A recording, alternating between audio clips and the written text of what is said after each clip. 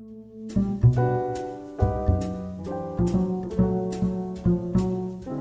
everyone. Welcome to this season's bonus episode of Divided Films, the podcast where we talk about movies that audiences and critics do not agree on.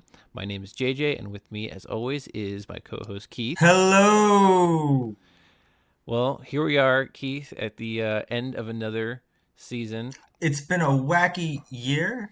It's been a crazy year, but a great season, I should say. Yeah, I'm really proud of how all our episodes came out. And, I think this way we've been recording, as we adjusted to the pandemic, we've been doing remote recordings. I think that's the way we'll continue. I think the quality of the recordings and everything just came out better that way. So, I agree. this is, you know, I'm like happy with how we've been doing it, and we'll probably continue that way in the future. So, for this season's bonus episode, we decided to take a look at movies where the audiences and critics agree on a film, but the box office results differ from what you'd expect. So basically, movies where audiences and critics both disliked a film that, regardless, still had a successful box office result. And then conversely, the other side of the coin, movies that audiences and critics both liked, but nevertheless still had a disappointing box office result. So we're going to look into, we each picked one movie for each of those categories for a total of 4 movies. And we'll look into like why we think the box office results were so surprising, and then also our opinions on those films. I don't know about you, but I think there's a lesson to be learned in each of these movies as to uncovering the mystery. Yeah, exactly. Like some more research had to go into this episode, and it was interesting to dig up some things on these movies. Also, as each movie will have its own lesson, but I think there'll also be some recurring themes Oh, yes. for each of these, like throughout our discussions on these, particularly with, marketing. So, we're starting off with movies that audiences and critics both disliked, but still had a successful box office. So, the first pick for this category is the 2010 fantasy film Alice in Wonderland. This movie has a 51% approval rating from critics and a 55% approval rating from audiences on Rotten Tomatoes. The critics' consensus: Tim Burton's Alice sacrifices the book's minimal narrative coherence and much of its heart, but it's an undeniable visual treat. So, people were mixed to negative on this movie when it came out, but despite of that, this movie still raked in over $1 billion at the box office on a roughly like $200 million budget. So it was a huge success. It is like, I think, the 6th film of all time to break $1 billion. And that to me is a big surprise. This was your pick, Keith, for this category. And that a Alice in Wonderland update would be the 6th film ever to break $1 billion. I was trying to wrap my head around why this was such a massive success at the time, considering that this film kind of came and went for the most part. And it warranted a sequel. Obviously, any movie that makes $1 billion will probably get a sequel, which, by the way, was much less successful. That made, like, I think a third of the amount of money that this one made. So that might even tell you that, people, they saw it. A lot of people did come out to see this, and we're not really that thrilled about it. But, word of mouth must not slowed it down, because I did read that it dominated the box office for 3 straight weeks. So, there we have it. A movie that people were kind of mixed to negative about, but it still broke some box office records. I think also at the time it was the highest grossing film to be released, like, outside of like the summer blockbuster time period of the year, which I think is revealing too. I think one of the reasons why this movie was so successful is because it did not have a lot of competition at the time. So that might have helped it, because usually the spring months, like from late February to like mid-April, that usually, until recently, that time of year was considered kind of like like a dead zone in the film release year. You didn't really get huge movies at that time. What was your reaction, Keith, when you saw Uh, the box office results for this? uh, I was definitely one of those people who went out to see it. I was generally excited. I think the lesson that I'm taking away from this film is even though everything should be perfect, it doesn't always play out that way. Like this, we've talked about Tim Burton before in our Charlie and the Chocolate Factory episode, and I said that there's three phases of Tim Burton, and this is the start of what I call what happened to Tim Burton. Like this, he has not had the best decade in terms The of, 2010s. and this is definitely the start of it. We didn't know what we were in for. I was generally excited. I think all the ingredients of it is like Tim Burton directing Alice in Wonderland. Oh my God. Johnny Perfect. Depp Johnny as the Depp. Mad Hatter. They're a great team. Alan Rickman. And like the cast alone, like Helena Bonham Carter as the Queen. It just I I was generally excited for it, and then I even had to like trick myself into watching it this time. Like maybe I set my expectations too high, which I probably did. Um, and even going into it, I was still disappointed, but for different reasons. Like I understood why I felt, and probably many people. I think a lot of people just were excited to see this movie, and judging by the sequel, they didn't want to go back to it. They didn't want to go back to E- Wonderland. Exactly. I was also confused too because Alice in Wonderland is a property that we're all familiar with. We've all heard of it. I never read the books, but a lot of us have seen the animated Disney film from the 50s, but not even that was necessarily like one of the most beloved Disney films of all time. We're all aware of it and maybe seen it a few times, but it's not like a favorite by any means for most people I know. So I was even like confused about how such like a known property, but not again like the most beloved property could generate such a box office result. But like you said, I think everything around it probably is what drew people in, like the director, the cast. On paper, it all should work and make sense. If you're gonna get someone to direct an Alice in Wonderland film, I guess Tim Burton would have to be the guy. Yeah, and he was passionate. Like I, from this movie, there is a sense of passion, and he even says he wanted to do a movie, Alice in Wonderland movie. He wanted to give it a narrative, which I guess I'm still wondering. I'm like, did it help or hurt? And there's so many. Like this movie suffers so much from CGI. This whole movie is Yeah. CGI, and I'm Uh-huh. wondering now I if agree. like I feel like this movie would have worked in the 90s, back when Tim Burton was working with actually practical effects, like back when he was doing Edward Scissorhands and Pee-wee's Playhouse and Batman. I feel like this movie would have had a better, like it makes me really appreciate movies like Neverending Story and Labyrinth as like, because Yeah. I'm seeing the green screen. I'm literally seeing the green screen, the uncanny valley play out before my eyes. I agree. I mean, even some of the superimposed faces, like the Tweedledee and Tweedledum, I feel like was a little off-putting. The Yeah, way the they whole did movie's that. off-putting. And you know what? Like even Charlie and the Chocolate Factory, which we discussed, had physical set pieces. I Yeah. feel like there was hardly anything physical at all in this movie, and I think also because it's it immediately throws you in there. The second she goes down that rabbit hole, you're just bombarded by CGI and basically a story. Like it seems a lot has happened between the original Alice in Wonderland story and where this movie is taking place. Almost so that it seemed like it was like I was missing something for so long in this movie. I'm like I feel like I was lost, and I guess that's the perspective of Alice. But I'm like, this seems like it's based on like a Alice in Wonderland book that was never released or something. I was really confused, and it's just not involving. I couldn't get invested in the story because of how much CGI there was, and just how almost I want to say a bit convoluted the story was. I mean, Alice in Wonderland, the original animated movie, is just kind of a plotless movie of a girl exploring this world, and she just kind of goes from here to there to there, and to kind of put in this what seems like they're taking I don't know a Chronicles of Narnia story or something and throwing it into the world of Alice in Wonderland. just seems kind of forced. I, Like there's this now like epic, storyline now going on, and you're adding all this more like lore to this world where there really shouldn't be. It should just be a place of nonsense and non-logic.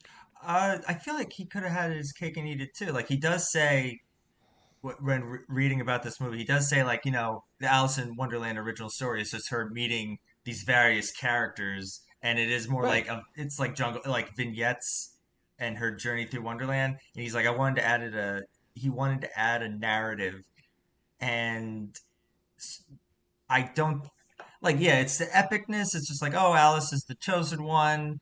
I'm A okay lot of with cliches. I'm okay A with lot of fantasy cliches. yeah, I'm okay with doing the idea of a sequel, like an older Alice, like she's been there before. Yeah, Um, continuation. it felt creepy. I don't know. I was so off-putted by. I remember seeing It a. lacked charm. I remember seeing the picture of Mad Hatter, and I felt like that Homer Simpson with the pig. I'm like, it's still good. Like it's just a little creepy. It's still good. It's still good. Yeah. And he, of course, just it's a character you can't really latch on to. This whole No, yeah. in fact, the Mad Hatter is not even that prominent of a character in the animated version. It seems like they only made him prominent because Johnny Depp was going to play that part. So they had to make him like this much more important character, which like I don't know. All the actors in this movie just do what's expected of them. Like what you could imagine Johnny Depp as the Mad Hatter, you get and nothing else. Helena Bonham Carter as the Red Queen, what I would expect. Nothing's really surprising going on there. And this movie has So glimpses of like old Tim Burton because the people behind her are real. They're prosthetics. They're wearing prosthetics, and they look right. like they look like right out of like Tim Burton's art book, like storybook and all Mm. that. And I'm like, where is that for the like? Because the card people, the card soldiers, are so cold, Yeah. and for such a colorful, for what should be a colorful movie, this movie's so it's like a flower that's been dried out in the sun. Especially in those the last battle scene, it was like all of a sudden the color palette gets slowly drained, Yeah. and you just get a bunch of like off-putting grays towards the end.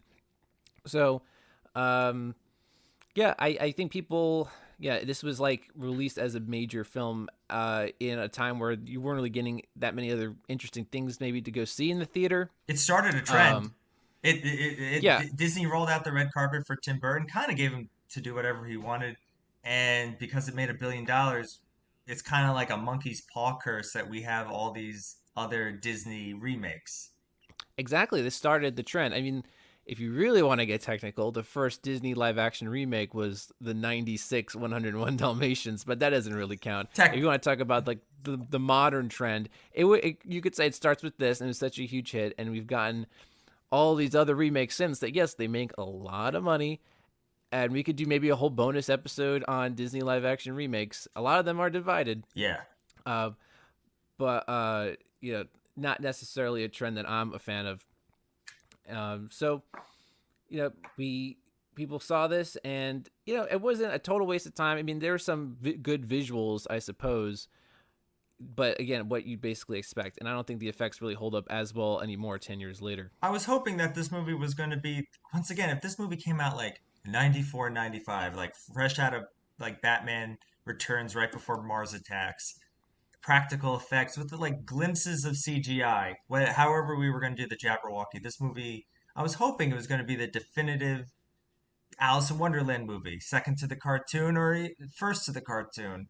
And maybe that's on me for my expectations.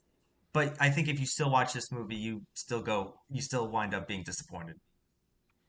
I agree. I think everything kind of falls flat ultimately, not just the story, but the humor. I don't think I really laughed once in this movie at all. There were many attempts. I didn't really understand what was like the goal here for most of the movie. So, I guess we can put that to rest. Alice in Wonderland, the benefit of, a like director and acting team that we've all come to appreciate in other films prior, and just like coming out in a part of the calendar where usually we're craving a good movie, but we hadn't really gotten them in that time of the year prior. So I think that could be our diagnosis or I don't know. Mystery solved. Mr. Case closed. That's how I should put it. Diagnosis. We're doctor detectives, I guess. So case closed on Alice in Wonderland. So moving on to our next case, I guess, and keeping in with these movies that, again, have a negative consensus, but were successful at the box office. We're going to move on to the 2016 comic book movie. So that's it? What, we some kind of Suicide Squad? I hate you. I hate you for I don't picking know. this movie. I'm sorry, but I feel like this is a good example It is, of this. but yeah, go. I was not looking forward to rewatching this for sure. So Suicide Squad, this movie has a 27% approval from critics and a 59% approval from audiences. I was almost considering this to be maybe like a divide. It was almost a divide to talk about for like its own episode, but I really don't like this movie, so I didn't want to give it that much more time. So there you have like a very negative from the critics, mixed to negative from the audiences. But regardless of that, this movie made $750 million at the box office against a $175 million budget. And, I think one of the reasons why this movie was so successful is because of the marketing, the promotion. This movie had probably one of the best trailers that we had seen in a very long time. The Bohemian Rhapsody Suicide Squad trailer got people really excited. That was being shared a lot at the time. I rewatched that trailer lots of times. I bought into it. But when the movie came out and we had gone to see it, it became clear to me that they almost were putting in more effort into the trailer than the movie itself. It seemed a lot of the scenes in the movie were made just for the trailer. And what you got ultimately is a very incoherent mess. Incoherent. This movie was edited by a schizophrenic. It's like a total mess from start to finish. And maybe that's the idea. I mean, the poster is like this big colorful mess, and the whole idea is to be like this crazy sloppy movie. But all of that seems so unintentional. Sometimes when you see a bad movie, like we talked about Batman vs Superman in our very first episode, we mentioned that maybe there were some good bones in there, and you could have like rewritten it and retooled it. This, I would have taken that script and thrown it in the furnace. I would have totally like started this from scratch. I don't know. I don't know if there's anything salvageable from this movie. Everything from start to finish makes no sense and is totally unenjoyable.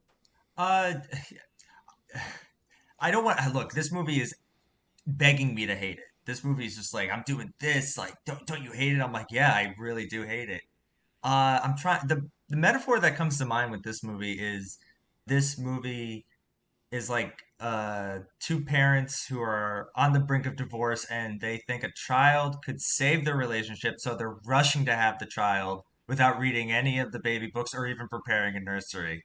This movie, when doing the research, this movie didn't really have a chance to begin with. With the script, they only gave David Ayer, the director, 6 weeks Mm-hmm. to write the script. That's a rough draft, not even a first draft.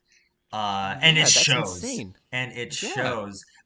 They underwent. I mean, of course, you hear about the weirdness of Jared Leto, and I didn't like Jared Leto's performance, and a lot of his performance was cut. I wanted give me more to hate. I wanted to see more of it so I can have a clearer picture. Well, that was another big problem too. Jared Leto was prominently featured in the trailers, Yeah. only for him to only make like less than 20 minutes of screen time. Yeah. So another thing where they focused a lot on promoting this movie without really thinking about what it's really gonna deliver.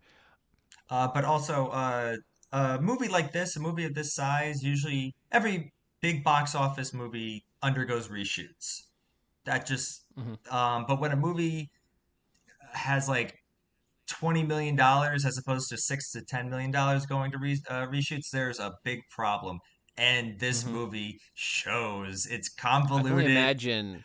I can only Like, imagine what like the test screenings were like, and what anyone who saw like the first original cuts, whatever they were. I mean, if this is like an improvement on whatever the original Well, cut was. I can't imagine what that was like. yeah, Just it's trying to be Guardians of the Galaxy with the soundtrack and the characters. It's trying to be Deadpool with the it's R-rated trying with too hard. trying too hard, and they also got scared by the results of Batman v Superman, so they had to switch it up again.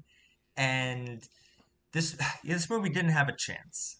Like this movie was No, I born mean to be hated. everything about it seems like forced. So I get it through the first couple of movies in this DC extended universe. They're getting flack for taking themselves way too seriously, which is valid. But then they come out with this on the total opposite end. It doesn't take anything seriously enough. It doesn't take its story seriously enough. It doesn't take its lore seriously enough. And everything is just kind of like glossed over.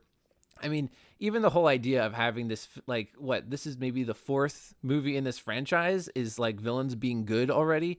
And I personally, I don't think people are that familiar with many of these villains. Harley Quinn and the Joker, are probably the more so. But the whole movie, they're going like, we're bad guys, and now we're being good. I'm like, I've never seen any of these bad guys, or at least these versions of these bad guys before, so it means nothing to me Yeah. that now they're being good. Well, I do like the idea of the Suicide Squad, and I've seen I never really read comics, but they popped up in like the cartoon, and I do like the idea of the Suicide Squad. But I wanted like a movie like they're not tackling like when David Harbour says like, we what if Superman were to come down and be a bad guy? Who are we going to send after him? You're not going to send after a guy who throws a boomerang. These Harley Quinn? What yeah, is she gonna do? the Suicide Squad is meant for like we have like toppling governments, like these secret assassinations, and they're sent into like a mission to destroy this. Like, where is Flash or any Wonder Woman to fight the Enchantress? Uh, Oh, I know. You're having this apocalyptic event again, yeah. and yet like none of these established heroes Oh, are I coming couldn't in to stand save the her. day. I But I hope I maybe Cara Delevingne's a good actress, not in this oh, movie. I know. I want her to be a good actress, but they gave her like it was almost like this movie was working against her. Like they Yeah. gave her every reason for us not to be a fan of her. Um, it was so ridiculous. And I mean, you have basically a waste of a good cast. I mean, Viola Davis and Margot Robbie is great as Harley Quinn. That's probably the best thing to come out of this. Even Will Smith, like I thought Will Smith was going to be the worst. I thought he was going to Will Smith it up, and Which he does. he does, but that ends up being what this movie needed. Is it though? No, Because but he even says he in the even awfulness says of this like, movie, that stands out, and it actually like, all right,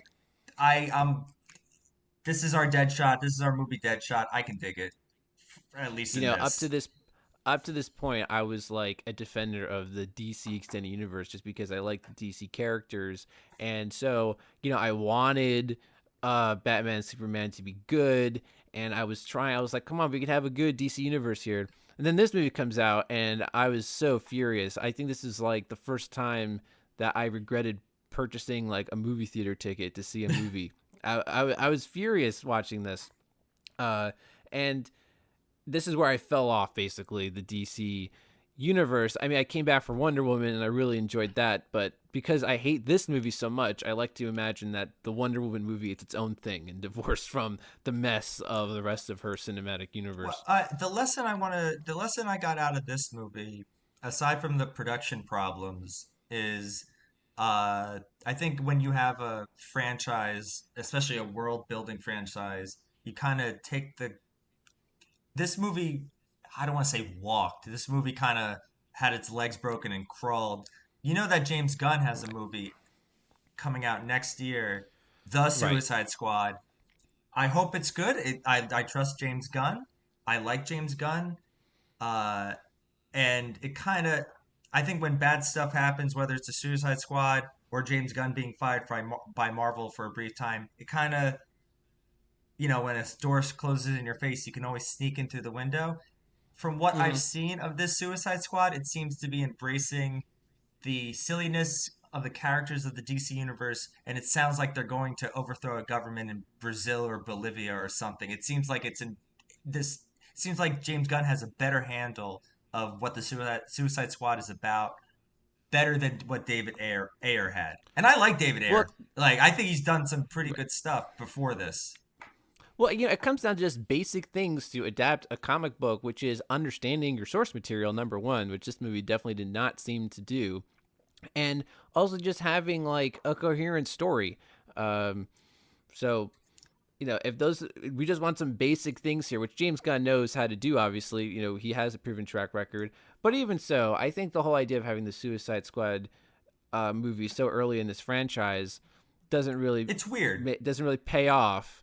I a long time ago, when I was so fed up with this universe that DC was trying to put together, I in my own time kind of put together what my ideal DC universe would be, and like in a phase 3 or 4, you have a Suicide Squad movie where you have all these established villains that you've seen be the main antagonists in previous films now be good, and that would have impact. And DC plays a lot with multiverses, so maybe have them fight against the Justice Lords, who Yeah. are like the evil totalitarian versions of the Justice League, and that could be interesting. Also, I found it I don't know. weird that the Diablo character calls them like, I'm going to do it for my family. I'm like, you guys just met a couple hours ago. This needed a rewrite.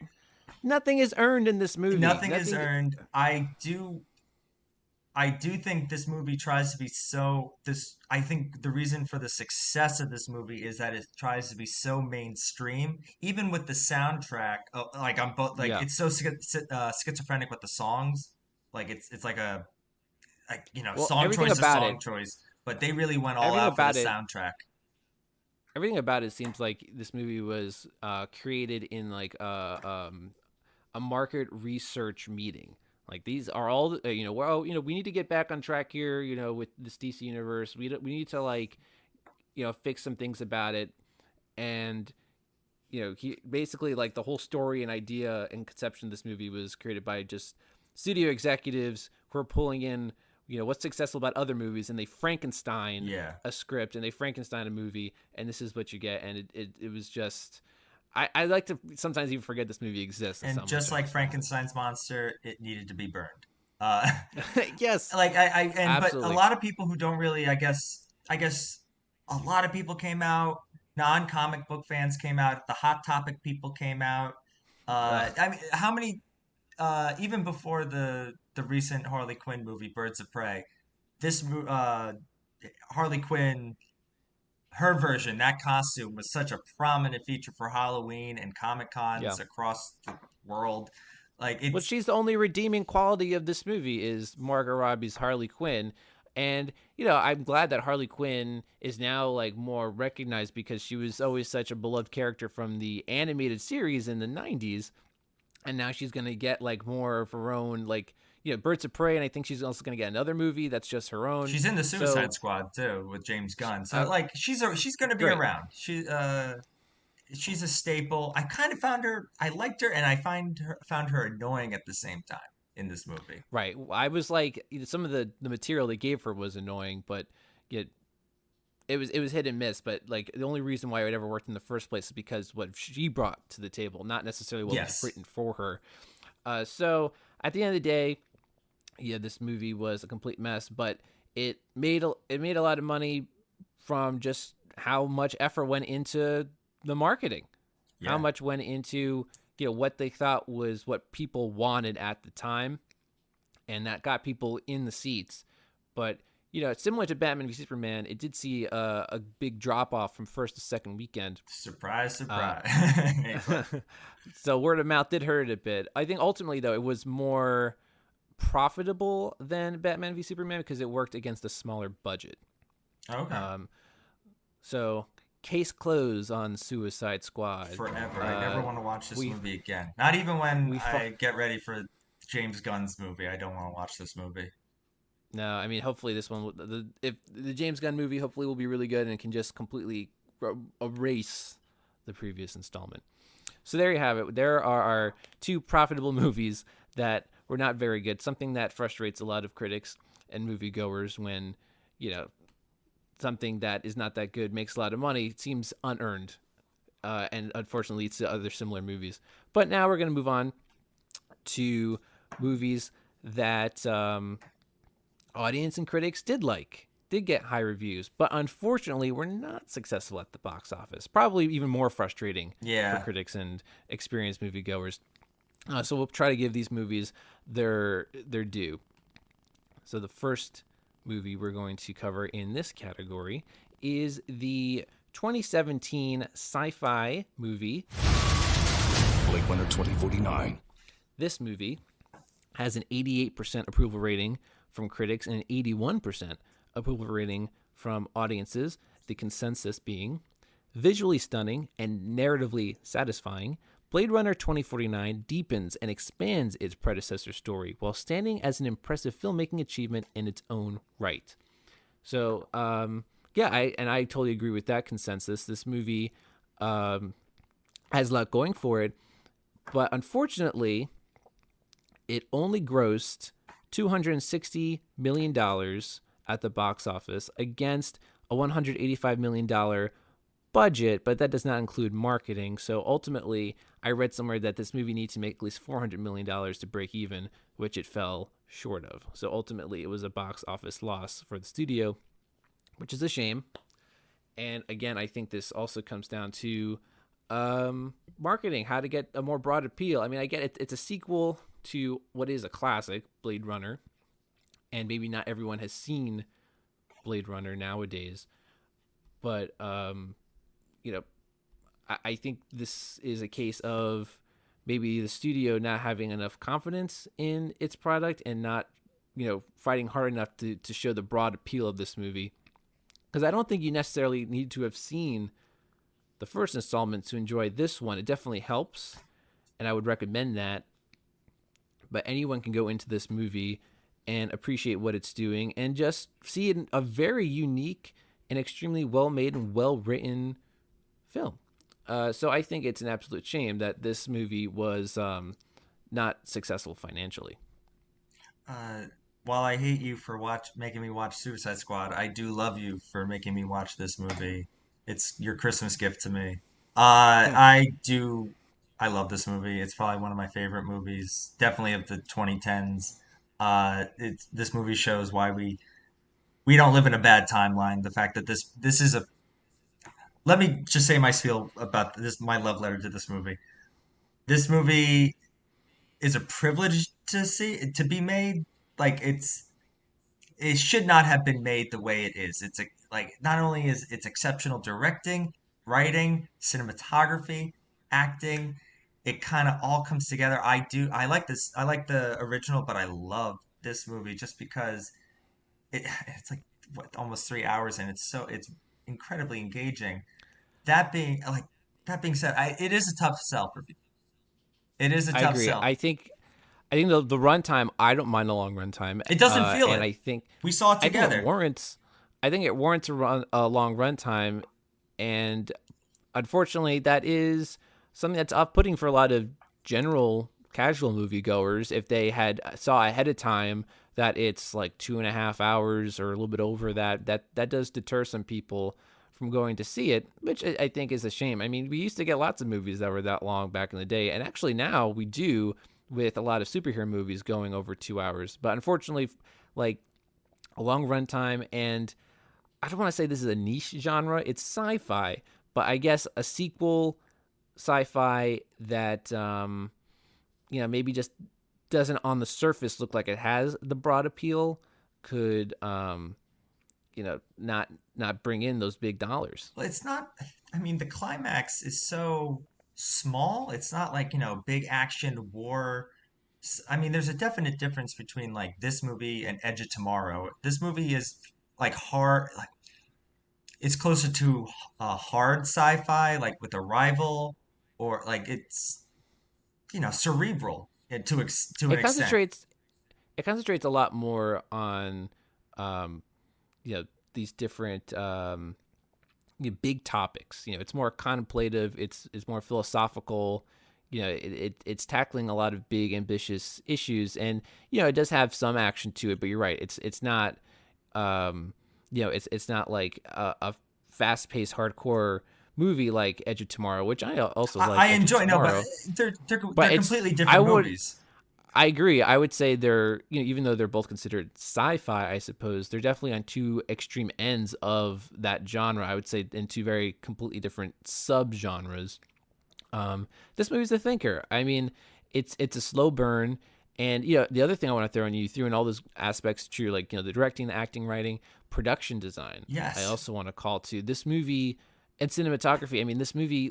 There's no movie that looks like this that I can think of. It's totally different than any other film that we've gotten in like the last decade. This is definitely one of my favorite films of the 2010s. Yeah.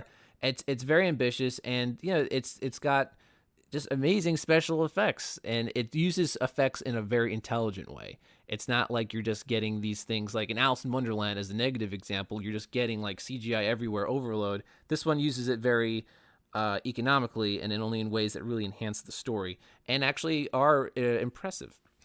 But I take all of our friends, take all the guests that we've had over these past 30 something episodes, and it's not like even with the love letter that we're writing that we're saying for this movie, how many people would still be into it? And I think it is like a specific niche movie, and the fact that it got made with this budget and this way, I feel privileged to be alive. That's like Yeah. that's how I I was feel. very grateful to have a movie like this, and I was worried, it didn't do as well, that we might not get as many anymore. But Dune, I think, we're getting yeah, Dune, but I do I, worry about. I mean, granted, Warner Brothers as of this time is putting all their movies out on HBO Max. They're doing something very right. unique, but I did wonder about the box office for Dune. Well, here's the thing: in this day and age now, in 2020 and deep into the pandemic, the box office. We're bringing this up now, but the box office is not going to be the same for a long time, right? Like, hopefully by this time next year, we'll feel comfortable going back into the movies and seeing movies on a regular basis. But, how we measure movies successfully financially has been the box office for so long. And now the pandemic has thrown that all out of whack. So for Dune, who's to say if it'll be financially successful or not, because it can't even be released in the way that a movie normally is, and every day that the studio sits on it loses money. But yeah, So who even knows? even the idea to sell Dune, like I know a lot of people have told me it's the best sci-fi novel and it's just like Game of Thrones, but even Game of Thrones was a hard sell for people until the second season. But Yeah, no, exactly. Denis Villeneuve is an exceptional director, and I love this movie. And I thank you. Merry Christmas Mhm. for having me watch it, especially for the last episode. And I know it's not everyone's cup of tea, but this is, I down this tea. We, in this day and age too, with so many streaming services coming out, I was surprised this wasn't on HBO Max. First off, because this was Warner Brothers. Hopefully, they get it on there. But second of all, if maybe I feel like streaming services is where you're gonna see more niche content. So hopefully, if box office is not a measure of success for a movie like this, hopefully it'll have a cult following, and you'll see getting a lot of views on the streaming service like HBO Max, and then it'll encourage the studio. Yeah, maybe. I mean, a movie like this should be in the theater. Yeah. You should see this in a movie theater, but if it doesn't make its money there, then hopefully it'll draw a lot of people and keep streamers to their services. So there's another way for movies like this to be successful today.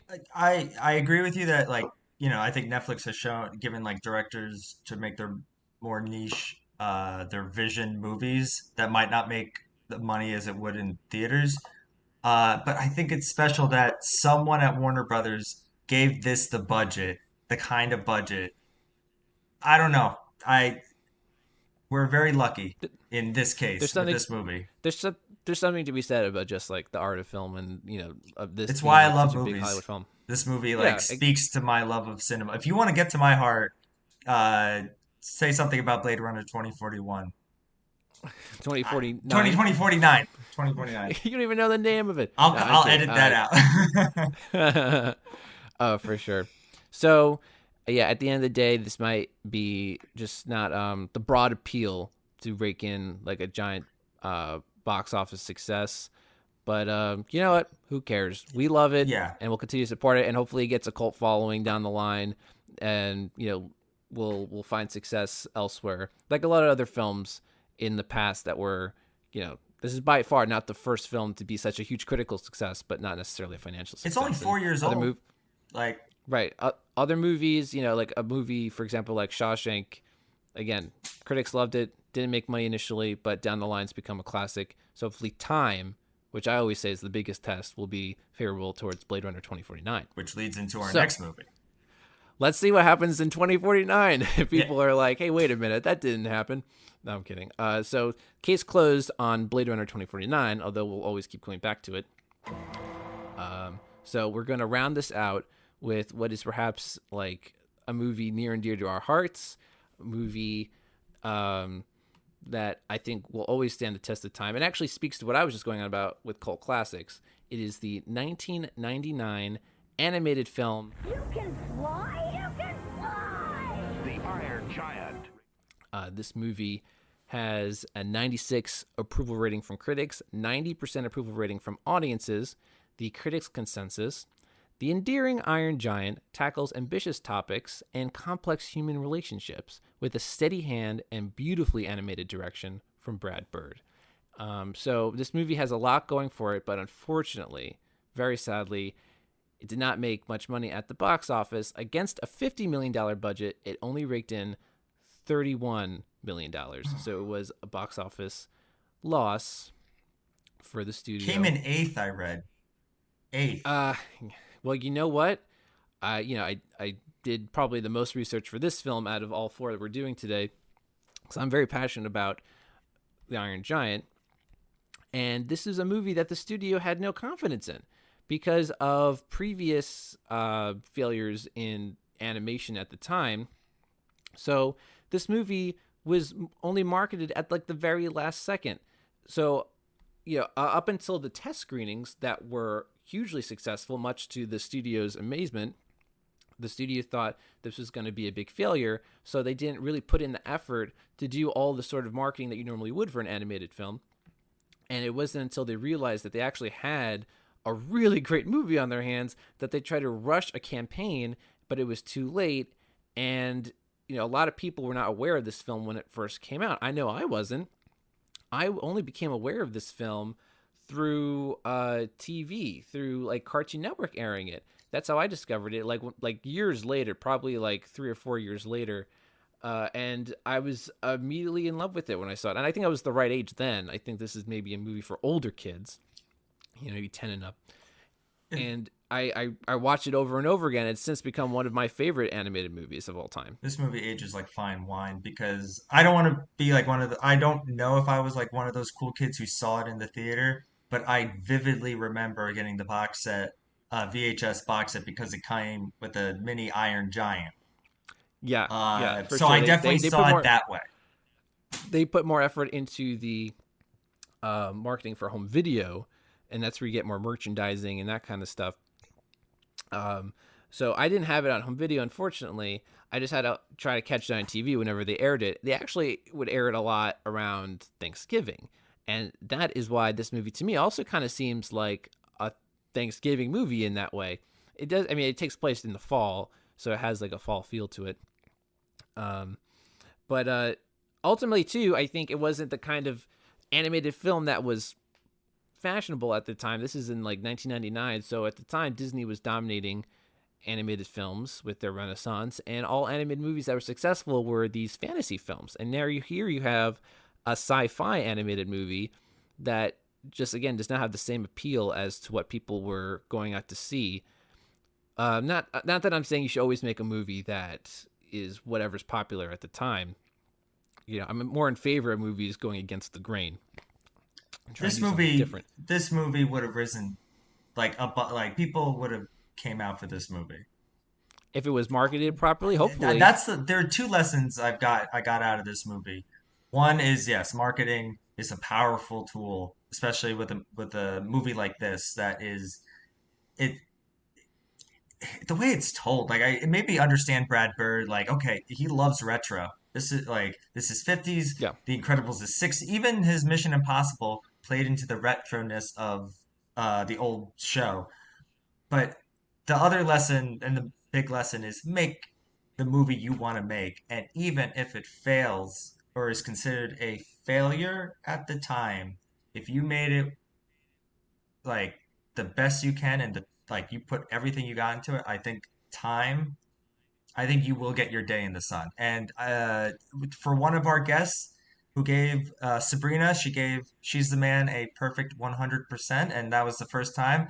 I am going to follow suit, and yeah, this movie is flawless in its execution and is 100%. You saw what I was gonna say. I was also gonna give this a 100%. This is perfect to me as well. It's so tight. It's like barely like 90 minutes, I think, and that includes the credits. It's So the it's right a very time. tightly Yeah.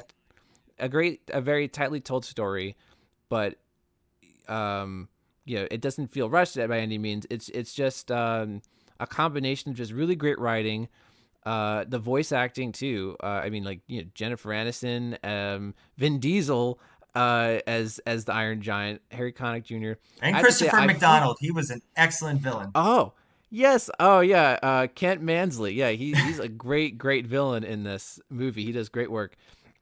I have to say too, this giant, this Iron Giant, I fucking love this robot so much. He is like such a pure and beautiful character. I like, my heart goes out to this character, and and this is, I think I mentioned in another episode before that, like, I don't really cry a lot in movies, but I think every time I watch the Iron Giant, in the Superman scene at the end where he, like, gets blown up by the bomb, spoiler alert, I freaking cried during that Yeah. sequence because the payoff, this movie pays off so freaking well, and it's like seamless the way things come back, and that's again a testament to the writing, and then the animation style too. Just like it's just beautifully animated, and this is like one of the this is when the 3D animating field is starting to blow up, but you have this just beautiful 2D animated movie.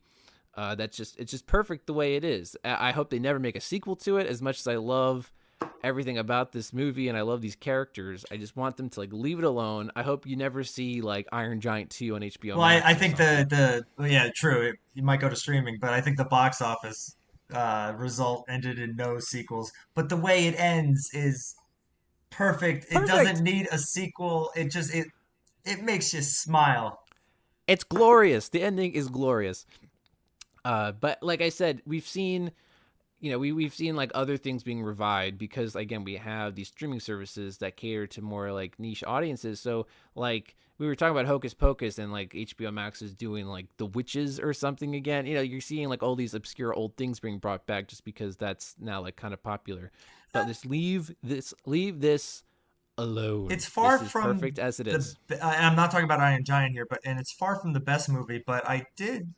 There's something to be said about the Iron Giant being in Ready Player One, and maybe like I Ah, that's what I mean by it's Day in the Sun, and right. not Getting only with that it's movie, but people I'm like, hey, it put a surprising smile on my face when I saw it in the trailer. I'm like, is that the Iron Giant? Yeah, no, same. I like that nod that this movie is getting finally some traction here in the zeitgeist. And again, it's definitely got like now a cult following that's supporting this movie, and count me as part of this cult following. I'll be like a high priest of the cult of No, Iron right Giant. here. I will recruit people and do all sorts of things for this cult. 'Cause it's so great, and it's so pure too. It's so unassuming. It's just an innocent, pure, great little family movie, and you know it's just a shame that the studio didn't have any confidence in it. It's like they didn't know until they did test screenings. But even so, if you just saw it yourself as a movie executive, you're probably only thinking in dollars. But can you at least acknowledge just how well crafted it is? I don't know. They do consider it the worst marketing mistake in like film history. At least at this, like when it says that on the Wikipedia, it's considered one of the worst marketing moves in like film.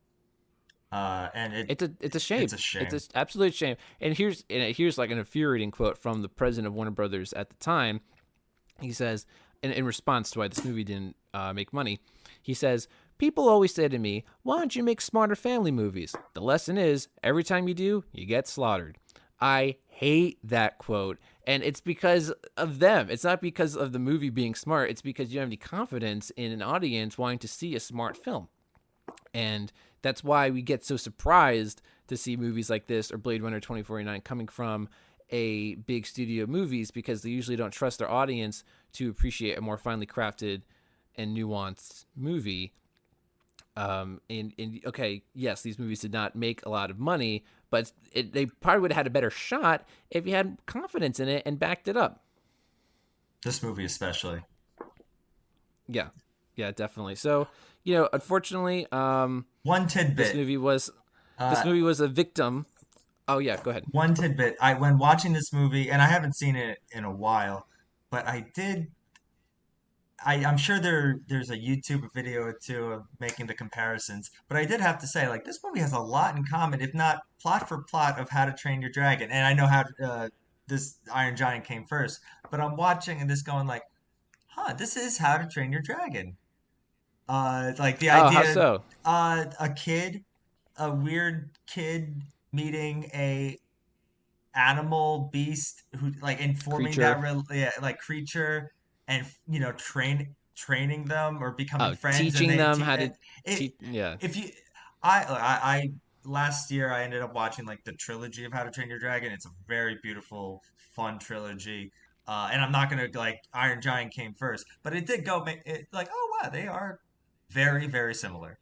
And that's that's my tidbit for the day. Well, you know what? I think this movie Iron Giant is more often compared to E.T. because also you have the idea of course, a boy befriending a creature from outer space, and then the government gets involved and tries to ruin it. I didn't even think about that. True. Yeah. Obviously E.T. is the classic, and I don't want to point that out too much and try to make it seem like Iron Giant is being derivative or anything. Those movies have very different styles. They're tackling different themes, and they're both, you can have like similar story elements between movies, but that doesn't mean that one is necessarily copying the other. Not at all. All the movies that we talked about from E.T., Iron Giant, and How to Train Your Dragon, they're all excellent movies. And they're all doing very original things. Yeah. And they're all very smart movies too. Again, you can have smart, and how about that? E.T. and How to Train Your Dragon, two very smart films that were very successful. So you can have smart family films here, people. Yes. You just got to got to believe in them and back them up. If you're the big studio, they're counting on you to set them up for success. I would say that the Iron Giant is a victim of negligent parenting from its Warner Brothers studio. So, call in Law and Order SVU, get Detective Benson here, because we have a heinous crime on our hands here done to the Iron Giant. So they have a chance now through, again, HBO Max, keep bringing that up. It's where Iron Giant is streaming, and hopefully they will see that movie is played a lot there, and they can be reminded of their failure to support what could have been a huge success for them at the time, but it will endure. So that is our box office mysteries solved. We're like the Sherlock Holmes and Watson of box office mysteries of movies. We're the Sherlock Holmes and Watson of movies, basically. I was gonna say we're like the Hardy Boys, but to the Hardy Boys of Hollywood. They take us on the case. That's a good name. What happened to this movie? Well, let's find out. That's a good name for us, the Hardy Boys of Hollywood. I am wearing a sweater vest, so that... Okay, I need to get me one. I'm getting a raging clue. So, that concludes probably our season for the year, but we're going to be back soon. Yes, thankfully with this remote recording, we have more freedom to record whenever we want. And there's plenty of movies that are being divided every day. Oh, I know. In fact, I have a big list here of movies to talk about for our future seasons. So, not to worry. We have plenty of discussions ahead. So, thank you everyone for listening, as always, coming and supporting our podcast, and all of our guests for coming on and sharing their great opinions. We've had a lot of fun recording this year, and we are excited to come back next year. But Yeah. until then, Happy holidays and have a happy new year as well. yeah, exactly. So see you guys again in the next year. All right, thanks a lot, guys. Bye.